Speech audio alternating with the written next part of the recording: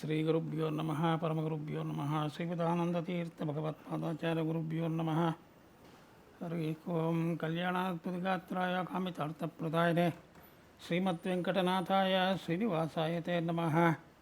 ನಾರಾಯಣಂ ಸುರಗುಣಂ ಜಗದೇಕನಾಥಂ ಭಕ್ತಪ್ರಿಯಂ ಸಕಲಲೋಕನಮಸ್ಕೃತ್ಯಂ ಚ ತ್ರೈಗುಣ್ಯವರ್ಜಿತಮಜುಂ ವಿಭುಮಾಧ್ಯಮೀಶಂ ವಂದೇ ಭವಗ್ನಮರಾಸುರಸಿದ್ಧಿವಂದ್ಯಂ. ವ್ಯಾಸಾಯ ಭವನಾಶಾಯ ಶ್ರೀಶಾಯ ಗುಣರಾಶಿಯೇ ಹೃದ್ಧಾಯ ಶುದ್ಧವಿದ್ಯಾಯ ಮಧ್ವಾಯ ಚ ನಮೋ ನಮಃ. ನಾರಾಯಣಂ ನಮಸ್ಕೃತ್ಯಂ ನರಂ ಚೈವ ನರೋತ್ತಮಂ ದೇವೀಂ ಸರಸ್ವತೀಂ ವ್ಯಾಸಂ ತದೋ ಜಯಮುದೀರಯೇತ್. ನಮೋಸ್ತು ತಾತ್ವಿಕಾ ದೇವ ವಿಷ್ಣುಭಕ್ತಿಪರಾಯಣ ಧರ್ಮಮಾರ್ಗೇ ಪ್ರೇರಯಂತೋ ಭವಂತಃ ಸರ್ವ ಏವ ಹಿ.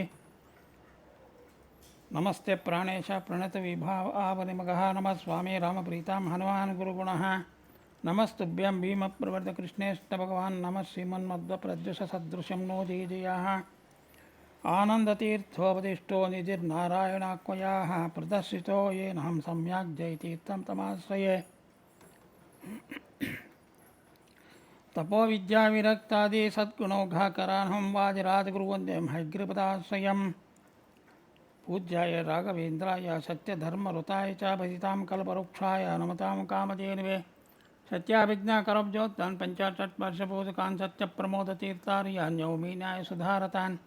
ಸತ್ಯಪ್ರಮೋದಕರೋಬ್ಜೋತ್ತ ವಿದ್ವತ್ಕುಮುದಬಾಂಧವಾಹಿತೋಪರಿಷಕತ್ತಾರಂ ಸತ್ಯಾತ್ಮಾನಂ ಗುರುಂ ಭಜೆ. ಆಪಾದಮೌಳಿಪರ್ಯಂతం ಗುರುಣಾಂ ಆಕೃತಿಂ ತ್ವರೇತ್ತೇನ ವಿಘ್ನಂ ಪ್ರಣಶ್ಯಾಂತಿ ಸಿದ್ಧಿಂಚಿತ ಮನೋರಥಾಃ. ಪೃಥ್ವೀಮಂಡಲಮಧ್ಯಸ್ಥಪೂರ್ಣಬೋಧಮತಾನಗಾಃ ವೈಷ್ಣವಾಃ ವಿಷ್ಣುಹೃದಯಾತಾನ್ ನಮಸ್ತೆ ಗುರುಂ ನಮಃ. ಸ್ವಸಸ್ತ್ವಶೇಷಸನ್ಮಂಗಳಾನಿ ಭವಂತು ಸಂತು. ಶ್ರೀಗುರುಭ್ಯೋ ನಮಃ ಶ್ರೀಗುರುಭ್ಯೋ ನಮಃ ಶ್ರೀಗುರುಭ್ಯೋ ನಮಃ. ಹರಿ ಓಂ. ಪಾಲಯಾಚ್ಯುತ ಪಾಲಯಾಜಿತ ಪಾಲಯ ಕಮಲಾಲಯ ಲೀಲಯಾ ಧೃತ ಭೂಧರಾಂಬುರು ಹೋದರ ಸ್ವಜನೋಧರ. ನಾರದ ಪ್ರಿಯ ವಿಷಾಂಭುರು ಹೇ ಕ್ಷಣಂ ನಿಜರಕ್ಷಣಂ ತಾರಕೋಪಮಚಾರುದೀಪಚಯಾಂತರೇ ಗತಚಿಂತರೆ. ಧೀರಮಾನಸಪೂರ್ಣಚಂದ್ರಸಮಾನಮಚ್ಯುತಮಾನಮ ದ್ವಾರಕೋಪಮರೋಪ್ಯ ಪೀಠಕೃತಾಲಯಂ ಹರಿಮಾಲಯಂ. ನಾರದ ಎಲ್ಲರಿಗೂ ಸುಪರಿಚಿತವಾಗಿರ್ತಕ್ಕಂಥ ವ್ಯಕ್ತಿ ಆತ. ಬ್ರಹ್ಮ ಮಾನಸ ಪುತ್ರ ನಾರದ ಋಷಿಗಳು. ಇವರಿಗೆ ಪ್ರಿಯ ಅತ್ಯಂತ ಪ್ರೀತಿಪಾತ್ರ ಯಾರು ಅಂತೇಳಿದರೆ ಭಗವಂತ. ಭಗವಂತನಿಗೆ ನಾರದರು ಬಹಳ ಪ್ರೀತಿಪಾತ್ರವಾಗಿರ್ತಕ್ಕಂಥ ವ್ಯಕ್ತಿ. ಯಾಕೆ ಭಗವಂತ ಅವನ್ನ ಪ್ರೀತಿ ಮಾಡ್ತಾರ ಅಂತಂದರೆ, ಅವರು ಹಗಲು ಇರುಳು ನಿತ್ಯ ಧ್ಯಾನ ಮಾಡ್ತಾರೆ ಭಗವಂತನನ್ನು. ಧರ್ಮ ರಕ್ಷಣೆಗಾಗಿ ಲೋಕ ಕಲ್ಯಾಣಾರ್ಥಕ್ಕೋಸ್ಕರವಾಗಿ ಎಲ್ಲ ಕಾರ್ಯಗಳನ್ನು ಮಾಡುತ್ತಾ ಮೋಕ್ಷ ಜೀವಿಗಳಿಗೆ ಉಪದೇಶವನ್ನೂ ನೀಡುವ ಮಹಾನುಭಾವರು ಈ ನಾರದರು. ಅದಕ್ಕೆ ಭಗವಂತನಿಗೆ ವಾದಿರಾಜರಂತಾರ ನಾರದ ಪ್ರಿಯ, ಬಹಳ ಪ್ರಿಯ ಅಂಥೇಳಿ. ಯಾವುದೇ ಪುರಾಣ ಇನ್ನಿತರ ಗ್ರಂಥಗಳು ಯಾವುದೇ ನೀವು ತಗೊಂಡು ನೋಡಿದಾಗ ಪ್ರಾರಂಭದಲ್ಲಿ ಅಥವಾ ಅಂತ್ಯದಲ್ಲೇ ಆಗಲಿ ಒಂದು ರೀತಿಯಿಂದ ಈ ನಾರದರ ಪಾತ್ರ ನಮಗೆ ಕಂಡು ಬರ್ತಾ ಇದೆ. ಯಾಕಂತಂದರೆ ಭಗವಂತನಿಗೆ ಪ್ರಿಯವಾಗಿರತಕ್ಕಂಥವನು ಲೋಕ ಕಲ್ಯಾಣವಾರ್ಥವಾಗಿ ತಿರುಗುತ್ತಾ ಇರ್ತಾನೆ. ಕಡೆಯಿಂದ ಎಲ್ಲಿ ಹೋದರೂ ನಮಗೆ ಅವರ ಪರಿಚಯ ಆಗ್ತಾ ಇರ್ತದೆ. ಹೀಗೆ ಒಂದು ರೀತಿಯಿಂದ ನಾರದಿಂದ ಪ್ರೀತಿಸಲ್ಪಡುವವನೂ ಹೌದು, ಇನ್ನೊಂದು ರೀತಿಯಿಂದ ನಾರದನನ್ನು ಪ್ರೀತಿಸುವವನು ಅವನೇ. ಯಾರು? ಭಗವಂತ. ಇಂಥ ಭಗವಂತ ನಾರದ ಪ್ರಿಯ. ಮುಂದೆ ಹೇಳ್ತಾರೆ, ಅಂಬುರೇಕ್ಷಣ ಕಮಲದ ದಳದಂತೆ ಕಣ್ಣುಗಳುಳ್ಳ ಭಗವಂತ ಮುಂದೆ ಹೇಳ್ತಾರ, ತಾರಕೋಪಮ ಅಂಥೇಳಿನೂ ಸೂಚಿಸುತ್ತಾ ಇದ್ದಾರೆ ವಾದಿರಾಜರು. ಅಂದರೆ ನಕ್ಷತ್ರಗಳ ಆ ಪ್ರಕಾಶ ಏನಿದೆಯಲ್ಲ, ಆ ಪ್ರಕಾಶದಿಂದ ಕಂಗೊಳಿಸುತ್ತಾ ಇದ್ದಾನಂತ ಭಗವಂತ.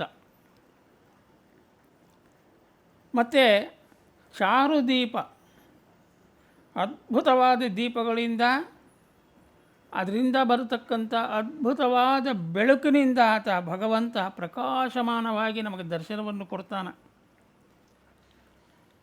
ಸಾಮಾನ್ಯವಾಗಿ ನಾವು ಈ ಪುರಾತನ ದೇವಾಲಯಗಳಿಗೆ ಹೋದೊತ್ನಾಗ ಈ ಒಂದು ವೈಶಿಷ್ಟ್ಯವನ್ನು ನಾವು ಕಾಣಬಹುದು. ಅಲ್ಲಿ ಆ ಗರ್ಭಗುಡಿಯಲ್ಲಿ ಭಗವಂತ ಇರುವ ಜಾಗದಲ್ಲಿ ಯಾವ ದೀಪಗಳು ಇರೋದಿಲ್ಲ. ಅಲ್ಲಿರೋದು ನಂದಾದೀಪ ಮಾತ್ರ ಇರ್ತದಲ್ಲಿ. ಆ ನಂದಾದೀಪ ಬೆಳಕಿನಲ್ಲಿ ಮಾತ್ರ ಭಗವಂತನನ್ನು ದರ್ಶನವನ್ನು ಮಾಡ್ಕೋಬೇಕು. ಇವತ್ತಿಗೂ ಆ ರೀತಿ ನಡೀತಾ ಇದೆ. ಇನ್ನು ಆಗ ಕೆಲವೊಂದು ದೇವಾಲಯಗಳಲ್ಲಿ ಸಹಿತ ಇನ್ನು ಕೆಲವು ಅರ್ಚಕರು ಆ ಮಂಗಳಾರತಿ ಮಾಡಬೇಕಾದ್ರೆ ನಮಗೆ ತೋರಿಸ್ತಾರೆ ಭಗವಂತನ ಸುಂದರವಾಗಿರತಕ್ಕಂಥ ವದನ ಮತ್ತು ಆ ಹೊಟ್ಟಿಯ ಪಾದಗಳು ಎಲ್ಲವನ್ನು ಅವರು ನಮಗೆ ತೋರಿಸ್ತಾರೆ. ಹೀಗೆ ಭಗವಂತ ವಾದಿರಾಜರು ಹೇಳ್ತಾರೆ, ಕಮಲದ ನಯನದಂದ ಶ್ರೀಹರಿ ನಕ್ಷತ್ರದ ಅದ್ಭುತವಾದ ಕಾಂತಿಯಿಂದ ಪ್ರಕಾಶಮಾನವಾಗಿ ಕಂಗೊಳಿಸುತ್ತಾ ಇದ್ದಾನೆ ಅಂತ ವಾದಿರಾಜರು ನಮಗೆ ಈ ಒಂದು ಶ್ಲೋಕದಿಂದ ಪರಿಚಯ ಮಾಡಿಕೊಡ್ತಾ ಇದ್ದಾರೆ. ಇಂಥ ಭಗವಂತನನ್ನು ಏನು ಮಾಡಬೇಕು ನಾವು? ಹಾಗಾದರೆ ದರ್ಶನ ಕೊಟ್ಟ ತಕ್ಷಣ ನಾವು ಏನು ಮಾಡಬೇಕು ಅದನ್ನು ಅಂತಂದರೆ ಗತಚಿಂತರೆ, ಅಂದರೆ ಅದ್ಭುತವಾದ ಈ ರೀತಿಯ ಭಗವಂತನ ರೂಪವನ್ನು ಚೆನ್ನಾಗಿ ಧ್ಯಾನ ಮಾಡು, ಚಿಂತನೆಯನ್ನು ಮಾಡು, ಹೇ ಮನವೇ ಅಂಥೇಳಿ ರಾಜರು ಹೇಳ್ತಿದ್ದಾರೆ. ಭಗವಂತನ ಮುಖ ಇನ್ನು ಯಾವ ರೀತಿ ಇದೆ ಅಂದರೆ ಪೂರ್ಣಚಂದ್ರ, ಯಾವ ರೀತಿಯ ದೋಷವಿಲ್ಲದ ಚಂದ್ರದ ಮುಖ ಅದು ಪೂರ್ಣಚಂದ್ರ ಅಂಥೇಳಿ ಆ ರೀತಿಯಾಗಿ ಭಗವಂತನ ಮುಖ ಇದೆ. ಅಂಥ ಭಗವಂತ ಅಚ್ಯುತ, ಚ್ಯುತಿ ಇಲ್ಲತಕ್ಕಂಥ ಪರಮಾತ್ಮನನ್ನು ಹೇ ಮನವೇ ನಿತ್ಯ ಬಿಡದೆ ನೀನು ಸ್ಮರಿಸು. ಆಯಿತು, ಈ ರೀತಿ ನಾವು ಸ್ಮರಣೆ ಮಾಡ್ತೀಬೇಕು ಅಂತ ತೋರಿಸಿಕೊಡ್ತಿದ್ದಾರೆ.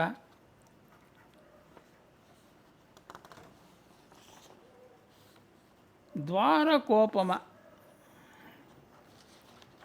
ದ್ವಾರಕೆಯಂತೆ ಸಮಾನವಾದ ರೌಪ್ಯಪೀಠ ಇದು. ಇಂಥ ಉಡುಪಿಯಲ್ಲಿ ದ್ವಾರಕೆಯಲ್ಲಿ ಯಾವ ರೀತಿಯ ಎಲ್ಲ ವೈಭವಗಳಿಂಪೇತವಾದಂಥ ವೈಶಿಷ್ಟ್ಯಗಳು ಇದ್ದವೋ ಅಲ್ಲಿ ಆ ಎಲ್ಲ ವೈಶಿಷ್ಟ್ಯಗಳು ಇಲ್ಲಿ ಕೂಡ ಇರಲಿ ಅಂಥೇಳಿ ಎಲ್ಲ ವ್ಯವಸ್ಥೆಯನ್ನು ಶ್ರೀಮದ್ ಆಚಾರ್ಯರು ನಮಗಿಲ್ಲಿ ಮಾಡಿಕೊಟ್ಟಿದ್ದಾರೆ. ಇಂಥ ದ್ವಾರಕಕ್ಕೆ ಸಮಾನವಾದ ಈ ರೂಪಪೀಠ ಉಡುಪಿಯನ್ನೇ ತನ್ನ ಆಲಯ, ತನ್ನ ಮನೆಯಾಗಿ, ತನ್ನ ವಾಸಸ್ಥಾನವಾಗಿ ಮಾಡಿಕೊಂಡಿರತಕ್ಕಂಥ ಈ ಕೃಷ್ಣನನ್ನು ನೆನೆ ಮನವೇ ಬಿಡಬೇಡ. ಅವಕಾಶ ಬಂದದೆ ಈಗ ನಿನಗ, ಈ ಅವಕಾಶವನ್ನು ನೀನು ಕಳೆದುಕೊಳ್ಳಬೇಡ ಅಂತ ರಾಜರು ನಮಗೆ ಹೇಳ್ತಿದ್ದಾರೆ. ಯಾವ ರೀತಿ ಕೃಷ್ಣನನ್ನು ಧ್ಯಾನ ಮಾಡಬೇಕು ಎಂಬುದನ್ನು ತೋರಿಸಿಕೊಡ್ತಾರೆ ಮುಂದಿನ ಇದರಲ್ಲಿ. ಧೀರಮಾನಸ, ದೃಢವಾದ ಮನಸ್ಸಿನಿಂದ, ನಿರ್ಮಲ ಮನಸ್ಸಿನಿಂದ, ಭಕ್ತಿಯಿಂದ ಸ್ಮರಣೆ ಮಾಡು, ಜಪ ಮಾಡು, ನೆನೆಸು. ಹೇ ಮನವೇ, ಭಗವಂತ ಸಾಧನ ಶರೀರವನ್ನು ಕೊಟ್ಟಿದ್ದಾನೆ ನಿನಗ. ಅವನಿಗಾಗಿ ಈ ಸಾಧನ ಶರೀರವನ್ನು ಮೀಸಲಿಟ್ಟು ಧ್ಯಾನ ಮನನಾದಿಗಳಿಂದ ಅವನಿಗೆ ಅರ್ಪಿಸಿ ಸಾರ್ಥಕ ಮಾಡಿಕೊಳ್ಳು ಅಂತೇಳಿ ತಿಳಿಸಿದ್ದಾರೆ ವಾದಿರಾಜರು. ಇಂಥ ಅಷ್ಟಕವನ್ನು ಮುಂದೆ ಹೇಳ್ತಾರೆ. ರೂಪ್ಯಪೀಠ ಕೃತಾಲಯಸ್ಯ ಹರೇ ಪ್ರಿಯಂ ದುರಿತಾ ಪ್ರಿಯಂ ತತ್ಪದಾರ್ಚಕ ವಾಜಿರಾಜಯತೀರಿತಂ ಗುಣಪೂರಿತಂ ಗೋಪ್ಯಮಷ್ಟಕಮೇತದುಚ್ಚ ಮುದೇ ಮಮ ಸ್ವೇಹ ನಿರ್ಮಮ ಪ್ರಾಪ್ತಶುದ್ಧಫಲಾಯ ತತ್ರ ಸುಕೋಮಲಂ ಹೃತದೀಮಲಂ.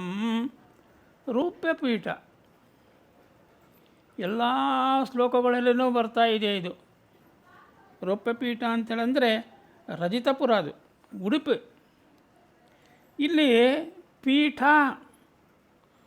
ಇಷ್ಟು ಶ್ಲೋಕಗಳಿಗೆ, ಯಾಕಂದರೆ ಪ್ರತಿಯೊಂದು ಶ್ಲೋಕಗಳನ್ನೂ ರೂಪಪೀಠ ಹೇಳ್ತಾ ಇರೋದ್ರಿಂದ ಒಂದೊಂದು ರೂಪಪೀಠ ಅರ್ಥವನ್ನು ಒಂದೊಂದು ರೀತಿ ನಾವು ಅನುಸಂಧಾನವನ್ನು ಮಾಡಿಕೊಳ್ಳ್ರಿ ಅಂತ ವಾದಿರಾಜರು ಹೇಳ್ತಾರೆ.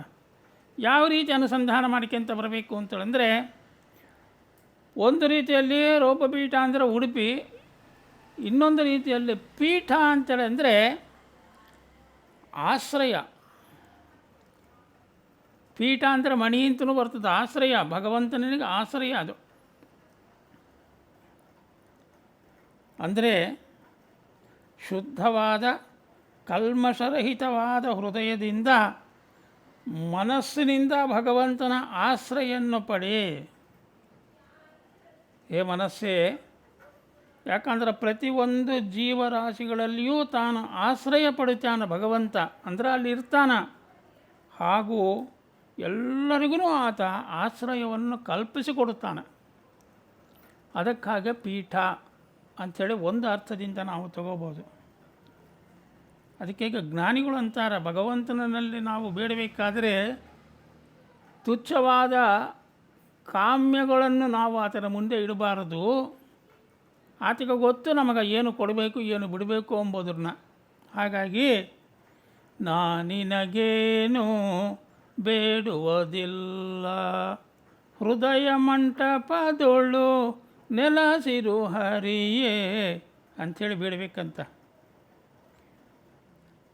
ಇದು ಒಂದು ರೀತಿ ಅರ್ಥ. ಆದರೆ ಇನ್ನೊಂದು ರೀತಿ ಅರ್ಥ, ರೂಪ್ಯ ಪೀಠ ಅಂದರೆ ರಜತ ಪೀಠ. ರಜತ ಅಂತಂದರೆ ಬೆಳ್ಳಿ, ಅಂದರೆ ಬೆಳ್ಳಗ ಇರತಕ್ಕಂಥ ವಸ್ತುವು. ಬೆಳ್ಳಗಿರತಕ್ಕಂಥ ಯಾವುದೇ ವಸ್ತುವಿಗೆ ಆಗಲಿ ಆ ಬೆಳ್ಳಗ ಅಂತೆಂಬ ಒಂದು ಪದಕ್ಕೆ ಅಭಿಮಾನಿ ದೇವತೆ ಯಾರು ಅಂತೇಳಂದರೆ ವಾಯುದೇವರು. ಹೀಗಾಗಿ ವಾಯುದೇವರನ್ನೇ ತನ್ನ ಅಧಿಷ್ಠಾನ ಪೀಠವನ್ನಾಗಿ ಮಾಡಿಕೊಂಡು ಭಗವಂತ ಉಡುಪಿಯಲ್ಲಿ ವಾಸವಾಗಿದ್ದಾನಾತ. ಇಂಥ ಕೃಷ್ಣನನ್ನು ನಾವು ದರ್ಶನ ಮಾಡಿಕೋಬೇಕಾದ್ರೆ ಈ ರೀತಿ ಅನುಸಂಧಾನ ಮಾಡಿಕೊಳ್ಳ್ರಿ. ಎಲ್ಲಿ ವಾಯುದೇವರು ಇರ್ತಾರೋ ಅಲ್ಲಿ ಭಗವಂತ ಇರ್ತಾನ ಅಂತೇಳಿ ಹೇಳ್ತಾರೆ. ಮತ್ತು ಯತ್ರ ಯತ್ರ ರಘುನಾಥ ಕೀರ್ತಿನಂ ತತ್ರ ತತ್ರ ಕೃತಮಸ್ತಕಾಂಜಲಿಂ. ಭಗವಂತನ ನಾಮ ಸ್ಮರಣೆ ಮಾಡಿದ್ವಿ ಅಂದರೆ ಸಾಕು, ಪ್ರಾಣದೇವರು ಅಲ್ಲಿ ಕೈ ಮುಕ್ಕೊಂಡು ಕೂತ್ಕೊಂಡ್ಬಿಡ್ತಾನಂತ, ಅಷ್ಟು ಭಕ್ತಿ ಆತನಿಗೆ. ಈ ರೀತಿ ಒಂದು ಅನುಸಂಧಾನವನ್ನು ಮಾಡಿಕೊಳ್ಳ್ರಿ ಅಂತ ತಿಳಿಸ್ತಾರೆ ವಾಯುಜರು. ಮುಂದೆ ಇನ್ನೊಂದು ಅರ್ಥ ರಜತ ಅಂತೇಳಂದರೆ, ರಾ ಅಂತೇಳಂದರೆ ವಾಯುದೇವರು, ಜಾ ಅಂಥೇಳಂದರೆ ಎಲ್ಲದರಲ್ಲೂ ಜಯವನ್ನು ತಂದು ಕೊಡ್ತಾನಾತ. ತಾ ಅಂತಂದರೆ ಎಲ್ಲ ವಿಧವಾಗಿರತಕ್ಕಂಥ ದುಃಖಗಳನ್ನು ಪರಿಹರಿಸುವ ಪರಮಾತ್ಮ ಆತ ವಾಯುದೇವರು. ಅದಕ್ಕಾಗಿ ನಾವು ಯಾವುದೇ ಕರ್ಮಗಳನ್ನು ಮಾಡಿದರೂ ಸಹಿತಾಗಿ ಭಾರತೀಯರ ಮುಖ್ಯ ಪ್ರಾಣಾಂತರ್ಗತ ಆತನಿಂದನೇ ನಾವು ಮಾಡ್ತಾ ಹೋಗಬೇಕು. ಹಾಗೆ ಮಾಡಿದೊತ್ನಾಗೆ ಆತ ಒಲಿದರೆ ಭಗವಂತ ನಮಗೆ ಖಂಡಿತವಾಗಿ ಒಲಿತಾನೆ. ಆ ಲಿಸ್ಟಿನಲ್ಲಿ ನಮ್ಮ ಹೆಸರು ಸೇರಬೇಕು, ವಾಯುದೇವರ ಲಿಸ್ಟಿನಲ್ಲಿ ಸೇರಬೇಕು. ಇವನು ನನ್ನ ಭಕ್ತ ಅಂಥೇಳಿ ಆವಾಗ ವಾಯುದೇವರು ನಮ್ಮನ್ನು ಕರ್ಕೊಂಡು ಹೋಗಿ ಭಗವಂತನ ಮುಂದೆ ನಿಂದ್ರಿಸಿಟ್ಟು, ಸ್ವಾಮಿ ಇವನು ನನ್ನನ್ನು ಮೊರೆ ಹೊಕ್ಕಿದ್ದಾನೆ, ಇವನನ್ನು ನಾನು ಕರ್ಕೊಂಬಂದಿದ್ದೀನಿ, ದಯಮಾಡಿ ಇವನನ್ನು ಉದ್ಧಾರ ಮಾಡು ಅಂಥೇಳಿ ಹೇಳ್ತಾರಂತ ಭಗವಂತನಿಗೆ ವಾಯುದೇವರು. ವಾಯುದೇವರಿಗೆ ಪ್ರೀತಿಪಾತ್ರರಾಗಿರ್ತಕ್ಕಂಥ ವ್ಯಕ್ತಿ ಅಂತಂದ ಮೇಲೆ ಹೇಳೋದು ಬೇಕಾಗಿಲ್ಲ. ಭಗವಂತನಿಗೆ ಅತೀ ಪ್ರೀತಿ ಅಂಥ ಭಕ್ತರಿಗೆ ಆತ. ಅದಕ್ಕಾಗಿ ನಮಗೆ ಯಾವುದೇ ಕಷ್ಟಗಳು ದುಃಖಗಳು ಬಂದರೂ ಸಹಿತಾಗಿ ಇವತ್ತಿಗೂ ನಾವು ವಾಯುಸ್ಥಿತಿ ಪುನಶ್ಚರಣೆ ಮಾಡ್ತೀವಿ, ಮತ್ತು ಸುಂದರಕಾಂಡವನ್ನು ಪಾರಾಯಣ ಮಾಡ್ತೀವಿ.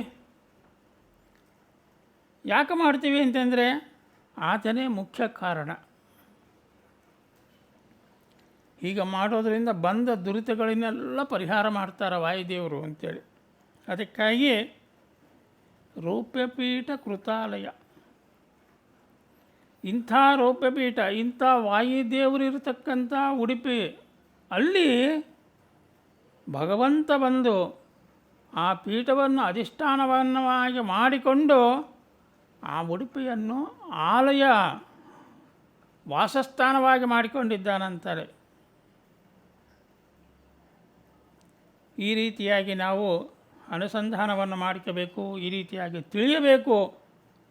ತಿಳಿದು ಭಗವಂತನನ್ನು ಧ್ಯಾನ ಮಾಡಬೇಕು ಅಂತ ಈ ಶ್ಲೋಕದಿಂದ ತಿಳಿಸಿಕೊಡ್ತಾರೆ.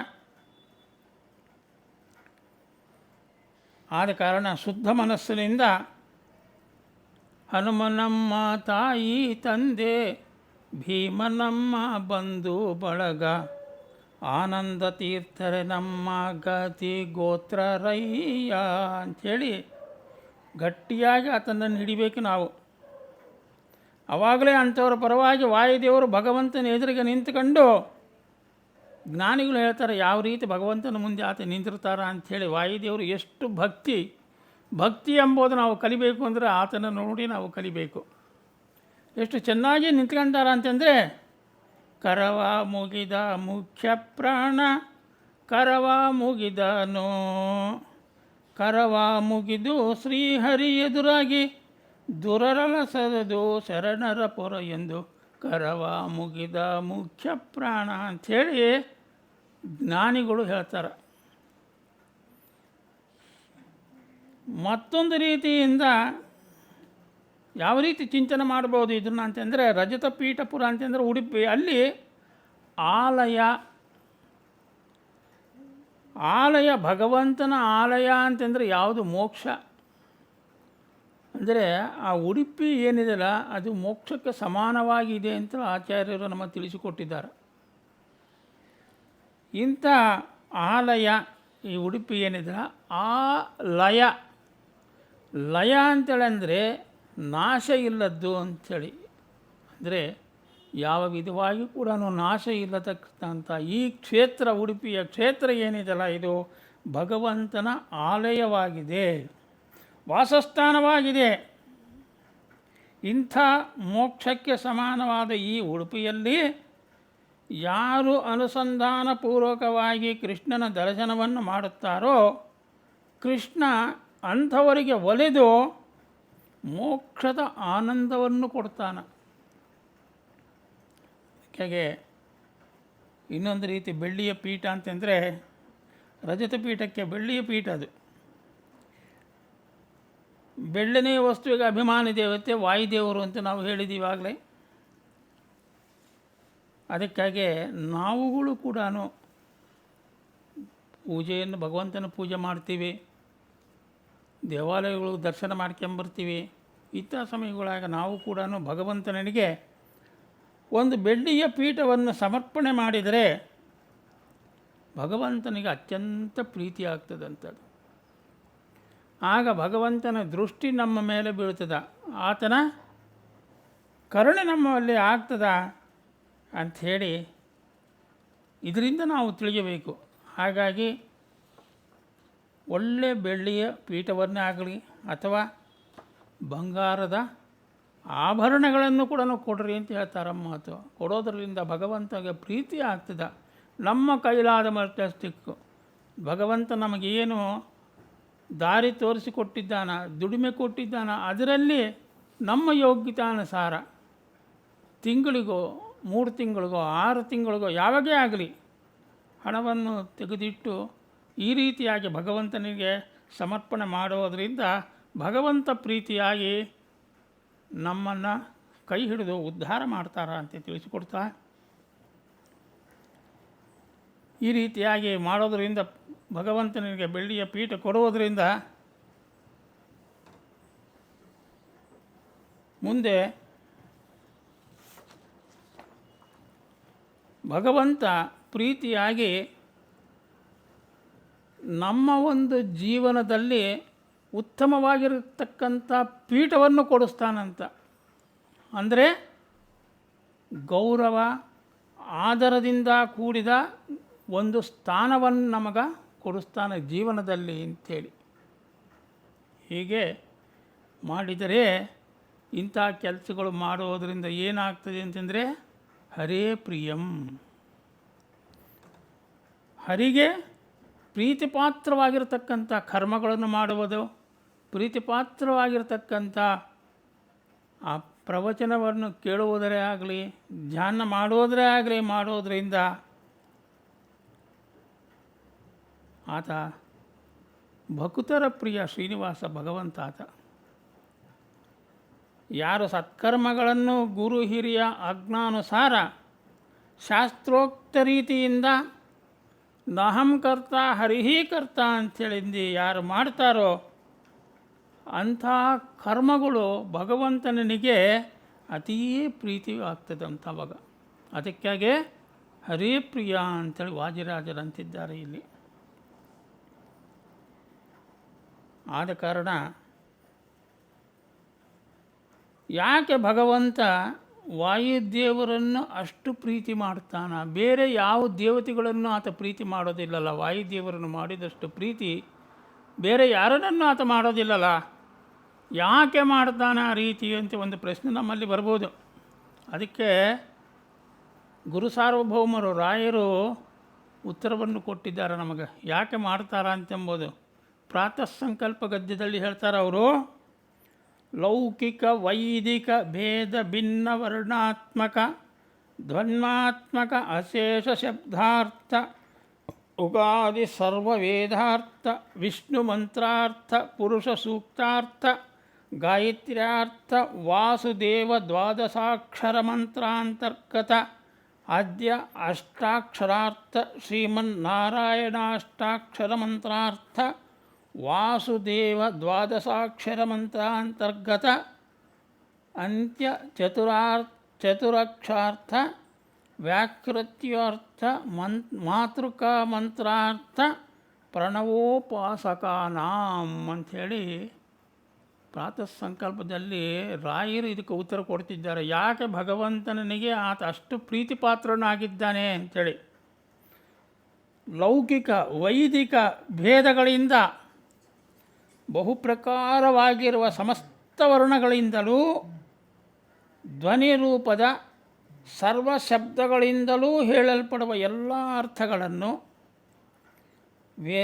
ಋಗ್ಗಾದಿ ವೇದಾರ್ಥಗಳನ್ನು ವಿಷ್ಣು ಮಂತ್ರ ಪುರುಷ ಸೂಕ್ತ ಮತ್ತು ಗಾಯತ್ರಿ ಮಂತ್ರಗಳ ಅರ್ಥಗಳನ್ನು ಓಂ ನಮೋ ಭಗವತೆ ವಾಸುದೇವಾಯ ಎಂಬ 12 ದ್ವಾದಶಾಕ್ಷರ ಮಂತ್ರದ ಮೊದಲಿನ ಅಕ್ಷರದಿಂದಲೂ ಓಂ ನಮೋ ನಾರಾಯಣಾಯ ಎಂಬ ಅಷ್ಟಾಕ್ಷರ ಮಂತ್ರದಿಂದಲೂ ಅದೇ ದ್ವಾದಶಾಕ್ಷರ ಮಂತ್ರದ ಕಡೆಯ 4 ಅಕ್ಷರಗಳಿಂದಲೂ ಅಕಾರಾದಿ 50 ವರ್ಣಗಳಿಂದಲೂ ಪ್ರತಿಪಾದ್ಯವಾದ ಎಲ್ಲ ಭಗವದ್ ರೂಪಗಳನ್ನು ತಿಳಿಸುವ ಅರ್ಥ ವಿಶೇಷಗಳನ್ನು ಒಳಗೊಂಡಿರುವ ಪ್ರಣವ ಮಂತ್ರ ಯಾವುದದು? ಓಂಕಾರ. ಇದನ್ನು ವಾಯುದೇವರು ಬಿಡದೆ ಉಪಾಸನೆಯಲ್ಲಿ ತೊಡಗಿರುತ್ತಾರೆ. ಈ ಉಪಾಸನಕ್ಕೆ ಮುಖ್ಯ ಅಧಿಕಾರಿ ಯಾರು ಅಂತೇಳಿದರೆ ವಾಯುದೇವರು. ಅದಕ್ಕಾಗಿ ನೋಡಿ, ನಾವು ಎಚ್ಚರದಿಂದ ಇರಲಿ ಅಥವಾ ಮಲಗಿರಲಿ, ಒಳಗೆ ವಾಯುದೇವರು ಆತ ಒಬ್ಬಾತೆ. ಎಲ್ಲ ಇಂದ್ರಿಯಗಳ ಅಭಿಮಾನ ದೇವತೆಗಳು ಎಲ್ಲನೂ ನಿದ್ದೆ ಮಾಡಿದರೂ ಸಹಿತಾಗಿ ವಾಯುದೇವರು ಮಾತ್ರ ತನ್ನ ಕಾರ್ಯವನ್ನು ಬಿಡದೆ ಮಾಡ್ತಾ ಇರ್ತಾರೆ. ನಾವು ಎಚ್ಚರದಿಂದ ಇರಲಿ ಮಲಗಿ ಇರಲಿ. ಹೀಗೆ ವಾಯುದೇವರು ಅದಕ್ಕಾಗಿ ಭಗವಂತನ ಪ್ರೀತಿಗೆ ಪಾತ್ರನಾಗಿದ್ದಾನೆ. ಇಂಥ ವಾಯುದೇವರಿಗೆ ಪ್ರೀತಿ ಪಾತ್ರನಾಗಿರತಕ್ಕಂಥ ಭಗವಂತ ಏನಿದ್ದಾನಲ್ಲ, ಈತ ಆ ಪಾದಗಳು ತತ್ಪದಾರ್ಥಕ. ಅಂಥ ಭಗವಂತನ ಪಾದಗಳನ್ನು, ಅದಕ್ಕಾಗಿ ಸುಮದ್ವಿಜಯದಲ್ಲಿ ಆ ನಾರಾಯಣ ಪಂಡಿತಾಚಾರ್ಯರು ಒಂದು ಮಾತು ಹೇಳ್ತಾರೆ. ಯಾವ ರೀತಿ ಆ ಪಾದಗಳನ್ನು ನಾವು ಸ್ಮರಣೆ ಮಾಡಬೇಕು, ವಾಯುದೇವರು ಹೇಗೆ ಮಾಡ್ತಾಯಿದ್ರು ಎಂಬುದು ತಿಳಿಸಿಕೊಟ್ಟಾರ ಅಲ್ಲಿ. ನಮೋ ನಮೋ ನಾಥ ನಮೋ ನಮಸ್ತೆ, ನಮೋ ನಮೋ ರಾಮ ನಮೋ ನಮಸ್ತೆ, ಪುನಃ ಪುನಸ್ತೆ ಚರಣಾರವಿಂದಂ ನಮಾಮಿ ನಾಥೇನ ನಮಸ್ಮರಾಮಿ. ಇಷ್ಟು ಚೆಂದಾಗಿ ಆತನ ದೃಷ್ಟಿಯೆಲ್ಲ ಭಗವಂತನ ಪಾದಗಳ ಮೇಲೆ, ಅತ್ತಾಗಿಟ್ಟ ಕಡೆ ಆತ ನೋಡೋದಿಲ್ಲ ವಾಯುದೇವರು. ಆ ಭಗವಂತನ ಪಾದಗಳ ಮೇಲೆ ಇಟ್ಟು ಆತ ಪುನಃ ಪುನಃ ಪುನಃ ಪುನಃ ನಮಸ್ಕಾರ ಮಾಡ್ತಾ ಇರ್ತಾನಂತ. ಒಂದು ಸಲ ಅಲ್ಲ, ಎರಡು ಸಲ ಅಲ್ಲ, ಆತ ಅಲ್ಲೇ ಕೂತು ಬಿಟ್ಟಾನಾತ ನಮಸ್ಕಾರ ಮಾಡ್ಕೊಂತ. ಇಂಥ ಭಕ್ತಿ ಆ ವಾಯುದೇವರಲ್ಲಿ ನಾವು ಕಾಣಬಹುದು. ಚ್ಯುತಿ ಇಲ್ಲದ ಭಗವಂತ ಅಚ್ಯುತ, ಇಡೀ ಜಗತ್ತಿನ ವ್ಯಾಪಾರ ಮಾಡತಕ್ಕಂಥ ಅವನು ಅಚ್ಯುತ. ಅವನಿಗೆ ಚ್ಯುತಿನೇ ಇಲ್ಲ. ಇಂಥ ತತ್ಪಾದ, ಇಂಥ ಅಚ್ಯುತನ ಪಾದ ವಾಯುದೇವರು ಬಿಡದಲೇ ಏನು ನಮಸ್ಕಾರ ಮಾಡ್ತಾ ಇದ್ದಾರೆ ಅಂತ ಅಚ್ಯುತನ ಪಾದ ತತ್ಪಾದ. ಮತ್ತು ಯಾವ ಸೋಲನ್ನೂ ಅರಿಯದ ಅಜಿತ ಪರಮಾತ್ಮ, ಯಾವ ಸೋಲನ್ನೂ ಅರಿಯದ ಅವನನ್ನು ಭಜಿಸುವ ಪೂಜಿಸುವ ಅವರಿಗೆ ವಿಶಿಷ್ಟವಾದ ಜಯವನ್ನು ತಂದುಕೊಡ್ತಾನ ಅಜಿತ ನಾಮಕ ಪರಮಾತ್ಮ. ಅಂಥ ಪರಮಾತ್ಮನ ತತ್ಪಾದ, ಅಂಥ ಅಜಿತ ನಾಮಕನ ಪರಮಾತ್ಮನ ಪಾದವನ್ನು ಮುಂದೆ ಶ್ರೀಮದಾಚಾರ್ಯರ ಕಮಲದಂಥ ನಿರ್ಮಲ ಸ್ವಚ್ಛ ಇಂದ ಕೂಡಿರತಕ್ಕಂಥ ಮನಸ್ಸಿನಲ್ಲಿ ವಿರಾಜಮಾನವಾಗಿ ಇರತಕ್ಕಂತಹ ಭಗವಂತನ ಆ ತತ್ಪಾದ ಮುಂದೆ ಹೇಳ್ತಾರೆ. ಸರ್ವಾವಿಷ್ಟವಾದ ದೇಹ ಅವಯಗಳಿಂದ ಕೂಡಿ ಸರ್ವಾಲಂಕಾರವಾಗಿರತಕ್ಕಂಥ ಅಲಂಕಾರ ಪ್ರಿಯನಾಗಿರತಕ್ಕಂಥ ಭಗವಂತನ ತತ್ಪಾದ. ಅದ್ಭುತವಾದ ದೃಢವಾದ ಸುಂದರವಾದ ಉದರವನ್ನು ಇಟ್ಟುಕೊಂಡು ಮಣಿಗಂಟುಗಳನ್ನು ಕೂಡಿ ಧ್ಯಾನಿಸುವವರಿಗೆ ಮೋಹವನ್ನು ಹೋಗಲಾಡಿಸುವ ಆ ಭಗವಂತನ ತತ್ಪಾದ ಅಂತಿದ್ದಾರೆ ವಾದಿರಾಜರು. ತತ್ಪಾದ ಬಂಗಾರದ ಗೆಜ್ಜೆಗಳನ್ನು, ಕೌಸ್ತುಭ ಹಾರಗಳನ್ನು, ಇನ್ನೂ ಅನೇಕ ಹಾರಗಳಿಂದ ಅಚ್ಚುಕಟ್ಟಾಗಿ ಅಲಂಕಾರಕೃತನಾಗಿ ಅಲಂಕಾರ ಪ್ರಿಯನಾದ ಆ ಶ್ರೀಕೃಷ್ಣನ ದಿವ್ಯವಾದ ತತ್ಪಾದ. ಚಾರುಪಾದ ಜ್ಞಾನ ಆನಂದಗಾಡಿಗಳನ್ನು ಬೇಡಿದ ತನ್ನ ಭಕ್ತರಿಗೆ ನೀಡುವಂತಹ ಭಗವಂತನ ತತ್ಪಾದ. ಧರ್ಮಕ್ಕೆ ಚ್ಯುತಿ ಮಾಡುತ್ತಾ ಸತ್ಕರ್ಮಗಳಿಗೆ ಅಡೆತಡೆಗಳನ್ನು ಮಾಡುತ್ತಾ ನಮ್ಮಲ್ಲಿ ಇರುವ ಕಲಿಯನ್ನು ನಾಶ ಮಾಡುವ ಸಾಮರ್ಥ್ಯವುಳ್ಳ ಆ ಭಗವಂತನ ಆ ತತ್ಪಾದ. ಇಂಥ ಶುಷ್ಕವಾದಿಗಳಿಗೆ ನಿಲುಕದೆ ಅತಿ ದೂರ ಆಗಿ ಇರ್ತಾನೆ ಪರಮಾತ್ಮ. ತನ್ನ ಭಕ್ತರಿಗೆ ಅತಿ ಸಮೀಪದಲ್ಲಿ ಇರ್ತಾನೆ. ಅಂಥ ಅತಿ ಸಮೀಪದಲ್ಲಿ ಇದ್ದು ಮೋಕ್ಷ ಜ್ಞಾನವನ್ನು ಕೊಟ್ಟು ಅನುಗ್ರಹಿಸುವ ಆ ಭಗವಂತನ ತತ್ಪಾದ. ಅಂಥ ಭಗವಂತನ ಪಾದ ನಾರದ ಪ್ರಿಯನಾಗಿ ಲೋಕ ಕಲ್ಯಾಣವನ್ನು ಮಾಡುತ್ತಾ ದೀಪದ ಬೆಳಕಿನಲ್ಲಿ ಪ್ರಕಾಶಮಾನವಾಗಿ ದರ್ಶನ ಕೊಡುವ ಆ ಶ್ರೀಕೃಷ್ಣನ ಆ ತತ್ಪಾದ. ಇಂಥ ಪಾದಗಳನ್ನು ಚೆನ್ನಾಗಿ ಅರ್ಚಕ ಅಂದರೆ ಪೂಜಿಸುವತಕ್ಕಂಥವರು ಯಾರೋ ವಾದಿರಾಜ ಯತೀಂದ್ರರು. ಇಂಥ ಭಗವಂತನ ಪಾದವನ್ನು ಭಕ್ತಿಯಿಂದ ನಿರ್ಮಲ ಮನಸ್ಸರಿಂದ ಪೂಜಿತ ಮಾಡತಕ್ಕಂಥ ಮಹಾನುಭಾವರಾಗಿರ್ತಕ್ಕಂಥ ವಾದಿರಾಜ ಯತೀಂದ್ರರು ಗುಣಪೂರಿತ. ಎಲ್ಲ ಗುಣಗಳಿಂದ ಪರಿಪೂರ್ಣನಾದಂಥ ಭಗವಂತ, ಅವನ ಗುಣಗಳನ್ನು ಎಣಿಸಲು ಲಕ್ಷ್ಮೀದೇವಿಗೆ ಅಸಾಧ್ಯ ಅಂತೇಳಂತಾರೆ.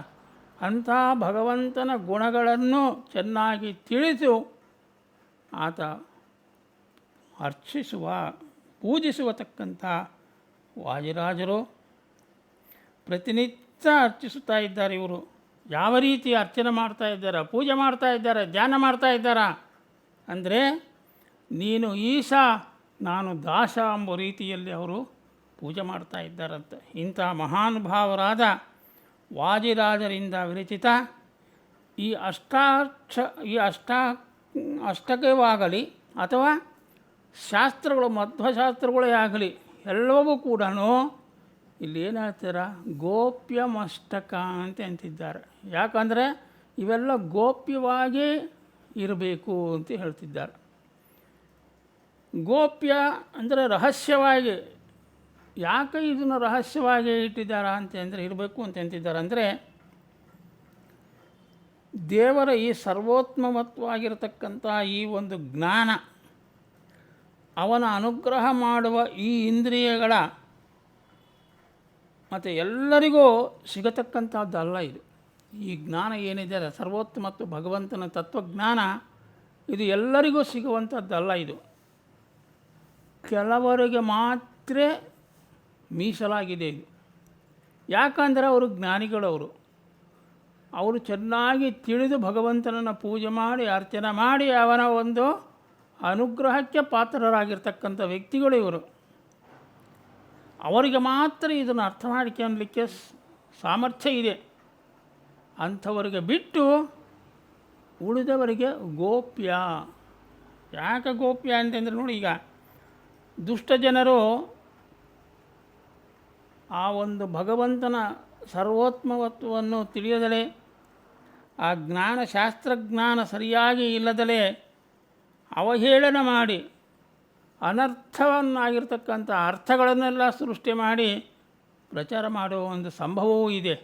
ಹಾಗಾಗಿ ಯಾರಿಗೆ ಯೋಗ್ಯತನುಸಾರ ಅರ್ಥ ಮಾಡಿಕೊಳ್ಳಬೇಕೋ ಅಷ್ಟು ಮಾತ್ರ ಅವ್ರನ್ನ ಇಟ್ಟು ಉಳಿದಿದ್ದನ್ನೆಲ್ಲ ಗೋಪ್ಯ ಅಂಥೇಳಿ ವಾಜಿರಾದ್ರಲ್ಲಿ ಅದಕ್ಕೆ ಗೋಪ್ಯ ಮಸ್ತಕ ಅಂತ ತಿಳಿಸಿಕೊಡ್ತಿದ್ದಾರೆ. ಇಲ್ಲಿ ಭಗವಾನ್ ವೇದವ್ಯಾಸರು ಕೂಡ ಈ ಪುರಾಣಗಳೆಲ್ಲ ಬರೀಬೇಕಾದ್ರೆ ಒಂದೊಂದು ಪುರಾಣದಲ್ಲಿ ಒಂದೊಂದು ಅರ್ಥದಿಂದ ಒಂದೊಂದು ಪದವನ್ನು ಅವರು ಬರಿತಾ ಇದ್ದಾರೆ. ಮತ್ತು ಒಂದೇ ಪದ ಒಂದು ಪುರಾಣದಲ್ಲಿ ಕೊಡ್ತಕ್ಕಂಥ ಅರ್ಥ ಇನ್ನೊಂದು ಪುರಾಣದಲ್ಲಿ ಕೊಡೋದಿಲ್ಲ. ಅದು ಮತ್ತೊಂದು ಪುರಾಣದಲ್ಲಿ ಬೇರೆ ರೀತಿಯಲ್ಲಿ ಅರ್ಥ ಕೊಡ್ತಾ ಇರ್ತದೆ. ಇದು ಯಾಕಂತಂದರೆ ಸ್ವಲ್ಪ ಈ ಒಂದು ದುಷ್ಟ ಜನರಿಗೆ ಸರಿಯಾಗಿ ಅರ್ಥವಾಗದಿರಲಿ, ಅವ್ರ ಯೋಗ್ಯತೆ ಇಷ್ಟೇ, ಅದು ಅವ್ರನ್ನ ಎಲ್ಲಿಡಬೇಕು ಅಲ್ಲೇ ಇಡಬೇಕು ಎಂಬ ಒಂದು ಉದ್ದೇಶದಿಂದ ಈ ರೀತಿಯಾಗಿ ಮಾಡಿರ್ತಾರೆ. ಜ್ಞಾನಿಗಳಿಗೆ ಮಾತ್ರ ಇದು ಅರ್ಥವಾಗ್ತದೆ, ಇದು ಅನ್ಯರಿಗೆ ಸಾಧ್ಯವಿಲ್ಲ. ಅದಕ್ಕಾಗಿ ಗೋಪ್ಯವಾಗಿ ಇಟ್ಟಿದ್ದಾರೆ ಇದನ್ನು. ಇಂಥದ್ರನ್ನು ಮಮ ಅಂದರೆ ಸರಿಯಾಗಿ ಅರ್ಥ ಮಾಡಿಕೊಂಡು ಭಗವಂತನ ಪಾದಗಳನ್ನು ಯಾರು ಅರ್ಚನೆ ಮಾಡ್ತಾರೋ ಅಂಥವರಿಗೆ ಭಗವಂತ ಮಮ, ನಾನು, ನನ್ನದು, ನನ್ನಿಂದ ಆಯಿತು ಅಂತೆಂಬ ಈ ಅಹಂಕಾರ ಏನಿದೆ, ಮೋಹ, ಇದನ್ನೆಲ್ಲ ನಿರ್ಮೂಲನವನ್ನು ಮಾಡಿ ಎಲ್ಲ ನಿನ್ನದೇ ಸ್ವಾಮಿ ಎನ್ನುವ ಜ್ಞಾನವನ್ನು ನಮಗೆ ಕೊಡ್ತಾನ. ಯಾವ ರೀತಿ ಅಂತಂದರೆ ನಿರ್ಮಮ, ಈ ಒಂದು ಅಜ್ಞಾನವನ್ನು ಆತ ನಾಶ ಮಾಡ್ತಾನೆ, ನಾಶ ಮಾಡಿ ಒಳ್ಳೆಯ ಜ್ಞಾನವನ್ನು ಕೊಡ್ತಾನ. ಹೀಗೆ ವಾಜಿರಾಜರು ಅದಕ್ಕಾಗಿ ಭಗವಂತನ ಪಾದಗಳನ್ನು ನಿತ್ಯ ಪೂಜಿಸುತ್ತಾ ಇರುವರೋ ಆ ರೀತಿ ನಾವುಗಳು ಕೂಡ ಅರ್ಚಿಸಿದಾಗ ಎಲ್ಲ ರೀತಿಯ ಅನುಗ್ರಹ ಭಗವಂತನಿಂದ ನಮಗೆ ಆಗ್ತದ ಅಂಥೇಳಿ. ಹೌದಪ್ಪ, ಇಷ್ಟೆಲ್ಲ ಚೆನ್ನಾಗಿ ಅರ್ಚನೆ ಮಾಡ್ತಾ ಇದ್ದೀರಿ, ಇದರಿಂದ ಮುಂದೆ ಏನು ಸಿಗ್ತದೆ ನಮಗೆ ಅಂತ ಕೇಳಿದೊತ್ನಾಗ ಹೇಳ್ತಾರೆ, ಪ್ರಾಪ್ತ ಶುದ್ಧ ಫಲಾಯ. ಪ್ರಾಪ್ತ ಶುದ್ಧ ಅಂದರೆ ಶುದ್ಧವಾದ ಪುಣ್ಯವನ್ನೇ ಕೊಡ್ತಾನೆ ಭಗವಂತ ನಮಗೆ. ಸುಖದ ಆ ಒಂದು ಫಲಪ್ರಾಪ್ತ ನಮಗಾಗ್ತದೆ, ಮೋಕ್ಷದ ಸುಖ ಅನುಭವಕ್ಕೆ ನಮಗೆ ಬರ್ತದೆ, ಕಷ್ಟಗಳು ಪರಿಹಾರವಾಗ್ತದೆ. ಇಂಥ ಸುಕೋಮಲಂ ಅಂದರೆ ಅತೀ ಮೃದು ಸ್ವಭಾವವಾದ ಭಗವಂತ ಶ್ರೀಕೃಷ್ಣನು ತನ್ನ ವಾಸಸ್ಥಾನವಾಗಿ ಮಾಡಿಕೊಂಡು ಈ ಉಡುಪಿಯಲ್ಲಿ ರೂಪಪೀಠದಲ್ಲಿ ನೆಲೆಸಿದ್ದಾನ, ವಾಸವಾಗಿದ್ದಾನ. ಇಂಥ ಕ್ಷೇತ್ರದಲ್ಲಿ ವಾಜಿರಾಜರು ಶ್ರೀಕೃಷ್ಣನನ್ನು ಚೆನ್ನಾಗಿ ನಮ್ಮ ಎಲ್ಲರ ಪರವಾಗಿ ಅಜ್ಞಾನವನ್ನು ಕಳೆದು ಜ್ಞಾನ ಭಕ್ತಿ ವೈರಾಗ್ಯಗಳನ್ನು ಕೊಟ್ಟು ಪಾಲಯಾಚ್ಯುತ ಸ್ವಾಮಿ, ನಿನ್ನ ಭಕ್ತರೆಲ್ಲ ಇದ್ದಾರಪ್ಪ, ಇವರನ್ನೆಲ್ಲ ಪಾಲಯಾಚ್ಯುತ, ಇವ್ರನ್ನೆಲ್ಲ ಪರಿಪಾಲನೆ ಮಾಡಪ್ಪ ಅಂಥೇಳಿ ಆರ್ದ್ರ ಸ್ವರದಿಂದ ಈ ಕೃಷ್ಣಾಷ್ಟಕ ಮೂಲಕ ಭಗವಂತ ಶ್ರೀಕೃಷ್ಣನನ್ನು ಆತ ಪ್ರಾರ್ಥನೆ ಮಾಡ್ತಾ ಇದ್ದಾರೆ ವಾದಿರಾಜರು. ಅವ್ರು ಮಾಡಿದ್ದಾರ ಸಾಕು, ನಾವಿನ್ಯಾಕೆ ಮಾಡಬೇಕು ಬಿಡು ಅಂಥೇಳಿ ಈ ಸಂಕುಚಿತ ಸ್ವಭಾವವನ್ನು ನಾವುಗಳು ತ್ಯಜಿಸಿ ದಿನನಿತ್ಯ ಪಾರಾಯಣಕ್ಕೆ ಅನುಕೂಲವಾದ ಈ ಕೃಷ್ಣಾಷ್ಟಕವನ್ನು ಪಾರಾಯಣ ಮಾಡಿ ಶ್ರೀ ವಾದಿರಾಜ ಗುರುವಾಂತರ್ಗತ ಭಾರತೀಯ ರಮಣ ಮುಖ್ಯ ಪ್ರಾಣಾಂತರ್ಗತ ಲಕ್ಷ್ಮೀ ಹೈಗ್ರೀವ ಭಿನ್ನ ಉಡುಪಿ ಶ್ರೀಕೃಷ್ಣ ಅನುಗ್ರಹಕ್ಕೆ ಪಾತ್ರರಾಗೋಣ. ಈ ಅಷ್ಟಕವನ್ನು ಹೇಳುವ ಸಂದರ್ಭದಲ್ಲಿ ಅನೇಕ ತಪ್ಪುಗಳನ್ನು ಮಾಡುವ ಸಾಧ್ಯತೆಗಳು ಉಂಟು. ಎಲ್ಲವನ್ನೂ ಆ ಭಗವಂತ ಉದರದಲ್ಲಿ ಧರಿಸಿ ಕ್ಷಮಿಸಲೆಂದು ಪ್ರಾರ್ಥನೆ ಮಾಡ್ತಾ ಇದ್ದೇನೆ. ಇದನ್ನು ಭಕ್ತಿ ಶ್ರದ್ಧೆಗಳಿಂದ ಶ್ರವಣ ಮಾಡಿ ಪಾರಾಯಣ ಮಾಡಿದ ನಿಮಗೆಲ್ಲರಿಗೂ ಆಯಸ್ಸು, ಆರೋಗ್ಯ, ಐಶ್ವರ್ಯ, ಜ್ಞಾನ, ಭಕ್ತಿ, ವೈರಾಗ್ಯ ಎಲ್ಲವನ್ನೂ ಕೊಟ್ಟು ಭಗವಂತ ಆ ರೌಪ್ಯ ಪೀಠಾಧಿಪತಿ ನಮ್ಮನ್ನು ರಕ್ಷಿಸಲಿ ಅಂತೇಳೆಂದು ಪ್ರಾರ್ಥನೆ ಮಾಡುತ್ತಾ ಈ ಪ್ರವಚನವನ್ನು ನಮ್ಮ ಕುಲಸ್ವಾಮಿಯಾದ ಶ್ರೀಭೂ ಸಮೇತ ಶ್ರೀನಿವಾಸನ ಪಾದಾರವಿಂದಗಳಿಗೆ ಸಮರ್ಪಿಸುತ್ತಾ ಇದ್ದೇನೆ. ಶ್ರೀಕೃಷ್ಣಾರ್ಪಣಮಸ್ತು. ಭಯ ನಿವಾರಣ ಭಾಗ್ಯ ಸಂಪೂರ್ಣ ದಯಮಾಡಿ ಸಲಹೆನ್ನ ಭಾರತೀ ರಮಣ. ಶ್ರೀಕೃಷ್ಣಾರ್ಪಣಮಸ್ತು.